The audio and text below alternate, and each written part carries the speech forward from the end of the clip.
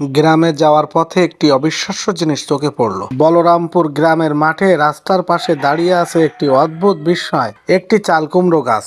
বিশ্বাস না হলেও সত্য, এই একটি গাছেই ধরেছে পুরো 42টা কুমড়ো। এখনো পর্যন্ত গাছে জালি পড়ে আছে।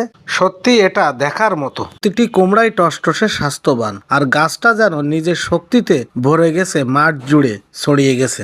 আর গাছের নিচে রয়েছে একটি ছোট্ট চৌবাচ্চা, আর এতে আছে তেলাপিয়া সহ কয়েক ধরনের মাছ। একদিকে কুমড়োর ফলন আর নিচে চাষ হচ্ছে মাছ। একই জায়গায় প্রকৃতির দুই আশীর্বাদ। বলরামপুর গ্রামের এই দৃশ্য সত্যি এক কথায় অবিশ্বাস্য। প্রকৃতি যখন দিতে চায় তখন এমনই দেয়। আমি শেখ রাশিদুজ্জামান সুমন আবার আপনাদের সামনে নতুন একটি ব্লগ নিয়ে আসবো ইনশাল্লাহ। আপনারা সাথে থাকবেন সেই আশা করি। সকলকে ধন্যবাদ জানিয়ে আজকে শেষ করছি। শুভ দুপুর।